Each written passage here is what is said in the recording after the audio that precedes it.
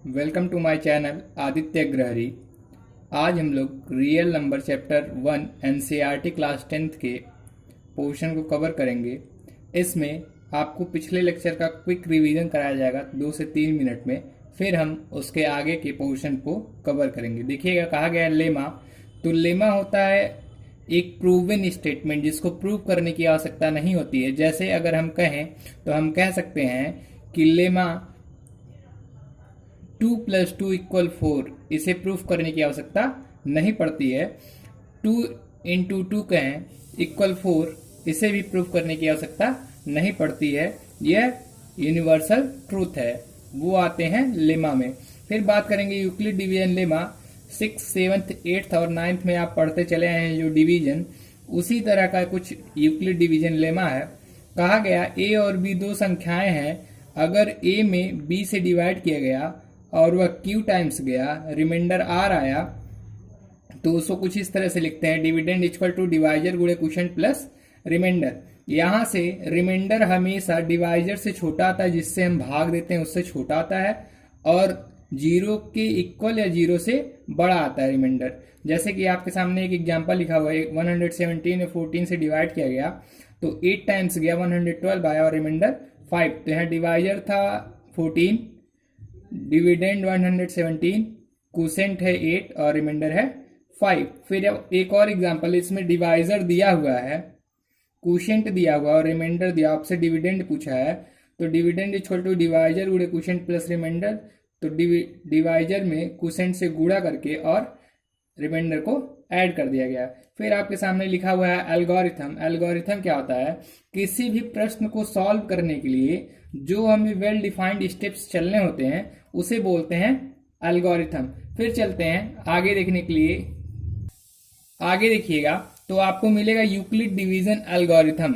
Euclid division algorithm की मदद से हम एचसीएफ फाइंड आउट करते हैं। इसमें कई सारे स्टेप्स होते हैं। पहले स्टेप में आपको ये फाइंड आउट करना होता है ए और बी में से कौन ग्रेटर है। जो भी ग्रेटर होगा वो यहाँ पे लिखा जाएगा, equal to b into q plus r. Q quotient है, बी से जब हम ए में डिवाइड करते हैं तो वह क्यू टाइम्स जाएगा और रिमाइंडर आर बचेगा। अगर पहले ही स्टेप में रिमाइंडर की वैल्यू 0 हो गई तो हमारा एचसीएफ वो होगा जिससे हम डिवाइड किए हैं। लेकिन अगर पहले ही स्टेप में रिमाइंडर 0 नहीं होता है तो फिर हम आगे बी और आर के बीच में यूक्लिड डिवीजन लेमा को कंटिन्यू करेंगे, और ये स्टेप तब तक चलता रहेगा जब तक हमें रिमाइंडर 0 ना मिल जाए। देखिएगा आगे एक एग्जांपल लिखा हुआ है, यूक्लिड डिवीजन एल्गोरिथम का यूज करके आपको एचसीएफ फाइंड आउट करना है 272 और 1032 का। तो पहला काम था आपका इसमें से ए और बी को फाइंड आउट करना। तो ए का काम कर रहा है 1032, बी का काम कर रहा है 272। यूक्लिड डिवीजन लेमा लगाया गया, यहाँ पाया गया 216 रिमाइंडर आया है जो कि 0 के बराबर नहीं है।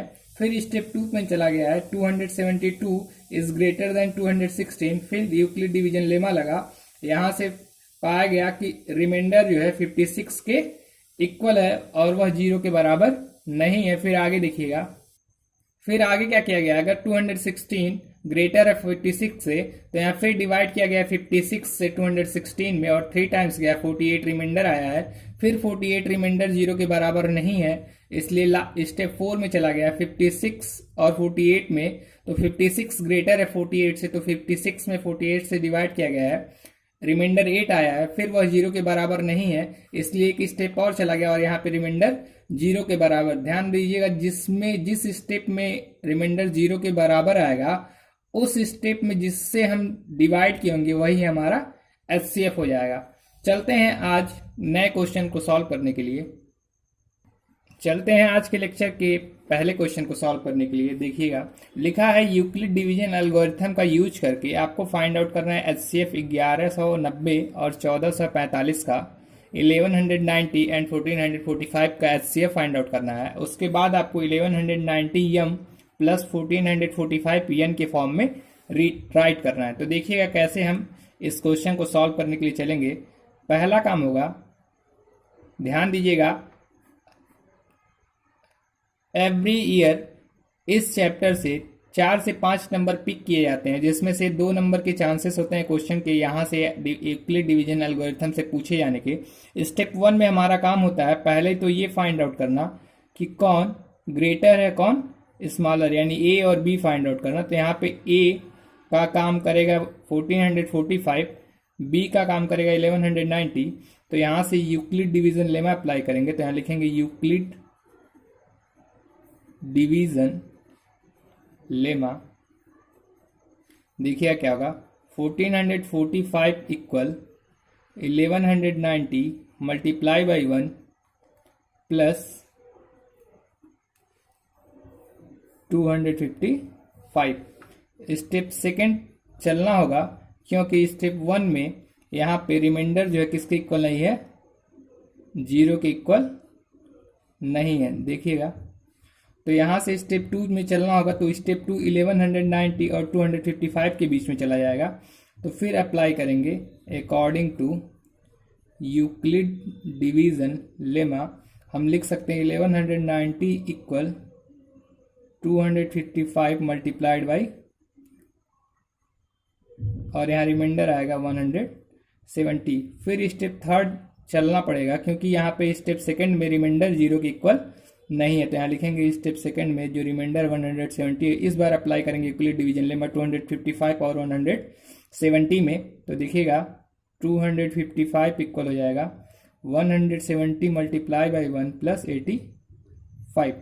फिर यहाँ पे स्टेप थर्ड में भी रिमाइंडर 0 के इक्वल नहीं है, तो यहाँ से क्या होगा 85 नॉट इक्वल टू 0। यहाँ से क्या होगा 170 और 85 के बीच में यूक्लिड डिवीजन लेमा लगेगा 85 टू 170 प्लस 0।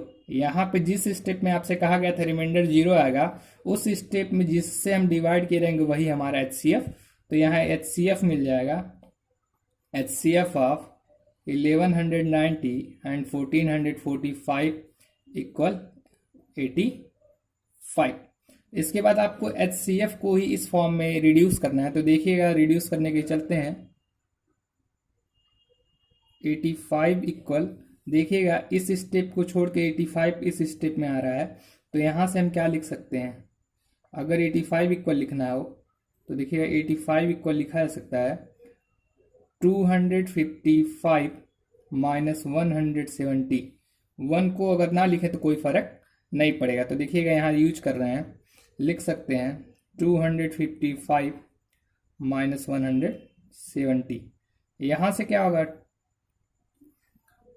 255, 170 को रिमूव करना है, तो उसके ऊपर वाले स्टेप में 170 है, यहाँ से लिख सकते हैं 170 इक्वल 1190 माइनस इस पूरे टर्म को अगर दूसरी साइड ले जाएंगे तो लिख सकते हैं 255 मल्टीप्लाई बाई 4। तो देखिएगा 170 की जगह लिख रहे हैं 1190 माइनस 255 मल्टीप्लाई बाई, देखिएगा 85 इक्वल क्या होगा 255 माइनस, अगर यहाँ किया जाए तो 1190, ये माइनस इस माइनस के साथ प्लस हो जाएगा 255 मल्टीप्लाइड बाई 4। 255 वाले टर्म को एक साथ कर रहे हैं, 255 प्लस 255 मल्टीप्लाई बाई 4 माइनस 1190, यहाँ से 85 इक्वल होगा, इन दोनों में कॉमन 255 होगा, तो यहाँ बचेगा 1 प्लस 4 और यहाँ हो जाएगा 1100।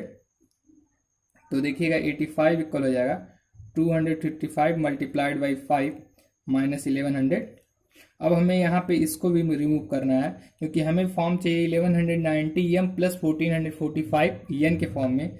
तो देखिएगा पहले स्टेप से चलेंगे यहाँ पे रिमूव करने के लिए। तो पहले स्टेप से क्या लिख सकते हैं दोस्तों, देखिएगा 255 इक्वल लिख सकते हैं हम 1445 माइनस 1190। तो यहाँ हटा रहे हैं 255 को, तो यहाँ जाएगा 1445 माइनस 1190 मल्टीप्लाइड बाई 5 माइनस 1190। तो देखिएगा क्या होगा 85 इक्वल हो जाएगा, इसका मल्टीप्लाई एक बार 5 में होगा तो 1445 मल्टीप्लाइड बाई 5 और एक बार मल्टीप्लाइड होगा 1190 के साथ और यहाँ हो जाएगा 1100। तो जो 85 इक्वल आएगा वो आएगा 1445 इंटू 5 प्लस 1190 इंटू -6। ये हमारा उस फॉर्म में रिड्यूस हो गया जिसमें हमें करने के लिए कहा गया था। चलते हैं दूसरे क्वेश्चन की तरफ। देखिएगा आपके सामने एक प्रश्न लिखा हुआ है जो कि मोस्ट इम्पॉर्टेंट है बोर्ड पॉइंट ऑफ व्यू से भी, क्योंकि इस टाइप के प्रश्न हर साल 3 मार्क्स से क्वेश्चन में पूछे आते हैं। यहाँ पे कहा गया है यूक्लिड डिवीजन लेमा का यूज करके आपको किसी संख्या के स्क्वायर को 3m या 3m+1 के फॉर्म में दिखाना है, जहां पे जो संख्या m है वो क्या होगा, कोई इंटीजर। अगर ये समझना चाहते हैं तो देखिएगा, कोई संख्या जैसे मान लेते हैं 4 है और इसको दिखाना है तो देखिएगा हम लिख सकते हैं 3 × 1 + 1। फिर अगर हम चाहते हैं कोई दूसरी संख्या लेना तो देखिएगा 9 अगर हम लेते हैं, ये भी एक परफेक्ट स्क्वायर है, तो इसको लिख सकते हैं 3 × 3। तो या तो ये रिड्यूस होगा किसी भी संख्या का स्क्वायर, या तो रिड्यूस होगा 3m+1 के फॉर्म में, या तो वो रिड्यूस होगा 3m के फॉर्म में। अगर दूसरी तरह से देखना चाहते हैं कोई और एग्जाम्पल तो देखिएगा 25 लेके चलते हैं, जो 5 का स्क्वायर होता है। यहाँ पे लिख सकते हैं 3 × 8 = 24 + 1। अगर आपको बड़े एग्जाम्पल्स लेने हैं तो आप 100 ले सकते हैं। 100 में मल्टीप्लाई करेंगे तो 3 से 33 टाइम्स जाएगा, 1 रिमाइंडर आ जाएगा। तो यहाँ से आप कह सकते हैं किसी भी संख्या का स्क्वायर जो है वह या तो 3m के फॉर्म में होगा या फिर वह 3m+1 के फॉर्म में होगा। तो देखते हैं कैसे इस क्वेश्चन को प्रूफ करेंगे। बोर्ड में लगभग अगर आप 10 साल के सेट को देखेंगे तो आपको 2 से 3 बार ये क्वेश्चन पूछे गए हैं और ये क्वेश्चन रिपीटेड होते हैं, क्वेश्चन में कोई बदलाव नहीं किया जाता। देखिएगा कैसे चलेंगे सोल्यूशन के लिए। तो यहाँ लिखेंगे लेट अस कंसिडर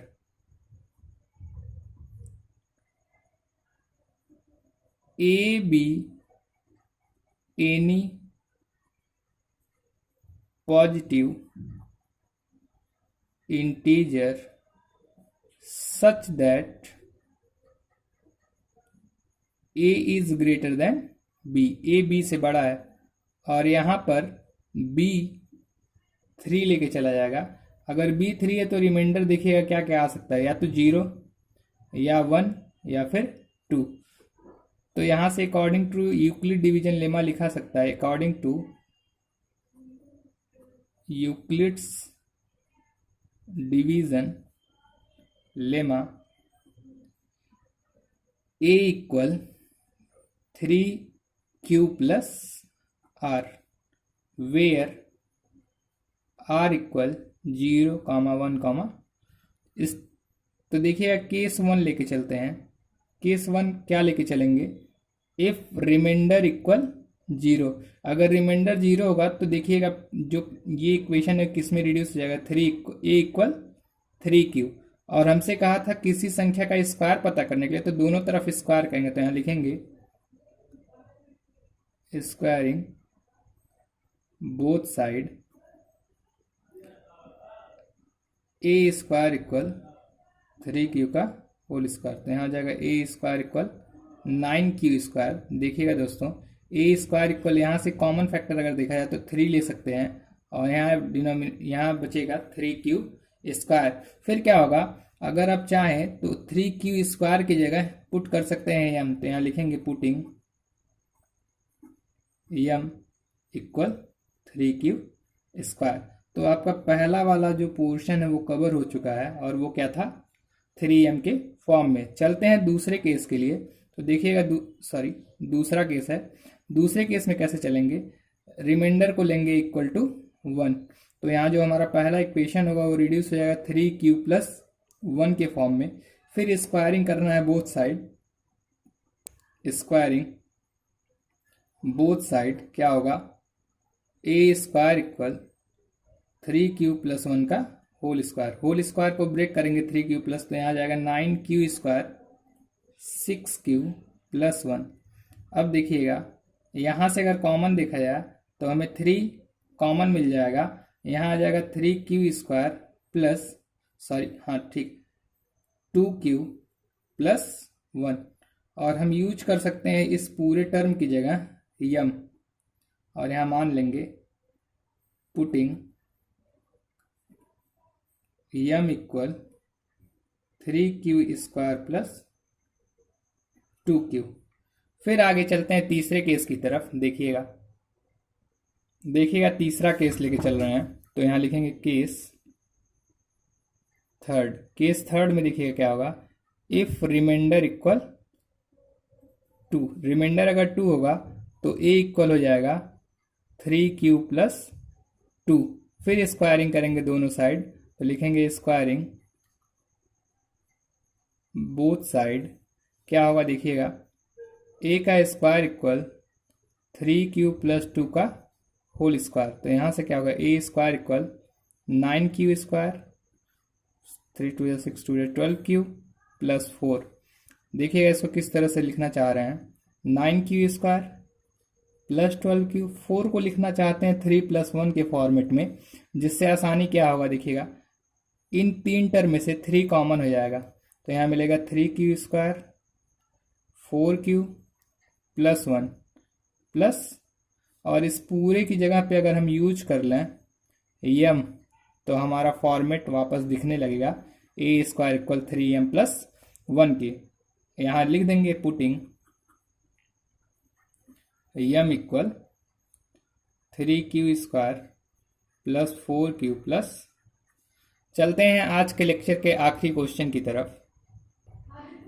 एक क्वेश्चन और आपके सामने लिखा हुआ है, उसमें कहा गया है यूक्लिड डिवीजन लेमा का यूज करके किसी भी संख्या के क्यूब को हम लिख सकते हैं या तो 9m के फॉर्म में, या तो 9m प्लस 1 के फॉर्म में, या 9m प्लस 8 के फॉर्म में। तो हमें यही शो करना है कि किसी भी संख्या का जो क्यूब होगा या तो 9m के फॉर्म में होगा, 9m प्लस 1 के फॉर्म में होगा, 9m प्लस 8 के फॉर्म में होगा। ठीक है, तो देखिएगा चलते हैं सॉल्व करने के लिए। तो यहाँ लिखेंगे लेट अस कंसिडर, ये क्वेश्चन 2018 और 2019 में पूछा गया है सीबीएसई में 3 मार्क्स में, तो बहुत ही केयरफुली सुनिएगा। Let us consider A be any positive integer, b equal 3 लिया जाएगा, और रिमाइंडर जो आएगा या तो 0 होगा, या तो 1 होगा, या तो केस 1 लेके चला जाए। तो देखिए केस 1 क्या होगा, रिमाइंडर अगर हम लोग 0 लेते हैं, यहाँ लिखेंगे इफ r इक्वल, तो जो आपका यूक्लिड डिवीजन लेमा होगा वो हो जाएगा 3q प्लस 0, यहाँ से a इक्वल आ गया 3q, और हमें क्यूब करने की बात की गई थी, तो यहाँ क्यूब करते हैं, तो लिखेंगे क्यूबिंग बोथ साइड, दोनों तरफ क्यूब करने चल रहे हैं। तो देखिए क्या होगा, a का होल क्यूब इक्वल 3 का होल क्यूब, a का क्यूब करेंगे तो a क्यूब, और यहाँ हो जाएगा 27 क्यूब। इसको देखिए इसमें से कॉमन अगर निकाल तो 9 निकालेंगे, तो यहाँ आ जाएगा 3q क्यूब। देखिएगा a क्यूब इक्वल लिख सकते हैं 9, इसकी जगह यूज कर ले रहे हैं m, तो यहाँ लिख सकते हैं where m equal 3q cube. तो यहाँ पे पहला वाला फॉर्मेट आपका शो हो चुका है, जिसमें दिखाना था 9m के फॉर्म में। चलते हैं दूसरे और तीसरे के लिए। केस सेकंड देखिएगा, केस सेकंड में कैसे प्रोसीड करेंगे। तो यहाँ लेंगे इफ रिमाइंडर इक्वल 1, तो क्या होगा यूक्लिड डिवीजन लेमा से a इक्वल 3q प्लस 1, यहाँ क्यूबिंग करेंगे बोथ साइड, तो क्या होगा, a का whole cube equal 3q plus 1 का होल क्यूब। तो यहाँ हो जाएगा a cube equal 27q cube plus 1 plus 9q plus 3q plus 1। यहाँ पे तोड़ा गया है a प्लस b का होल क्यूब के फॉर्म से, तो यहाँ होगा a cube plus b cube plus 3ab bracket में a प्लस b। तो देखिएगा यहाँ से क्या होगा, a cube 27q cube 9 3 27 q square plus 9q plus 1। अगर देखा जाए तो यहाँ से कॉमन मिल सकता है 9, 3 जा 27 क्यू क्यूब, 3 जा 27 क्यू स्क्वायर, 1 जा प्लस, और हम यहाँ सब्सटीट्यूट कर देंगे इस पूरे की जगह पर यम, और यहाँ लिख देंगे। तो यहाँ देखिए किसी भी संख्या का क्यूब जो होगा वो 9m+1 के फॉर्म में होगा, और यहाँ लिख देंगे where m equal 3q cube plus 3q square plus, फिर चलते हैं केस थर्ड की तरफ। यहाँ पे क्या होगा देखिए, इफ r इक्वल 2, अगर r की वैल्यू 2 है तो a इक्वल क्या होगा 3q प्लस 2, ये हो जाएगा यहाँ से आपका यूक्लिड डिवीजन लेमा से। फिर हम करेंगे क्यूबिंग बोथ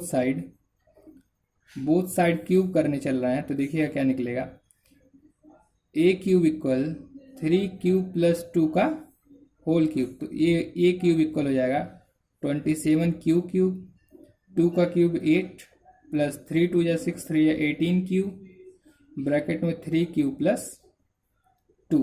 देखिएगा a क्यूब इक्वल हो जाएगा 27q क्यूब, यहाँ क्यूब होगा sorry, plus 8 plus 27 54 Q square plus 36 Q. तो देखिएगा जितने बड़े टर्म और कॉफिशिएंट के साथ हैं उनको एक साथ कर रहे हैं, 54 Q square plus 36 Q plus 8।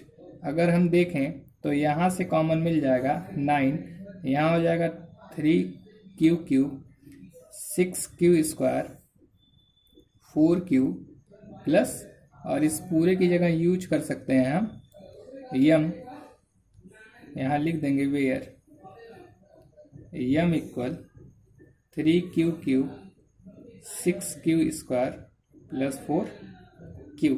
मिलते हैं अगले लेक्चर में। तो अगले लेक्चर में इसी पर एक्सरसाइज 1.1 के सॉल्यूशन को देखेंगे। आपको आज जो क्वेश्चन कराया गया है दूसरा और तीसरा, जो कि इम्पोर्टेंट था सीबीएसई पॉइंट ऑफ व्यू से बोर्ड के, वो क्वेश्चन आपको एनसीईआरटी में मिल जाएगा। मिलते हैं अगले लेक्चर में।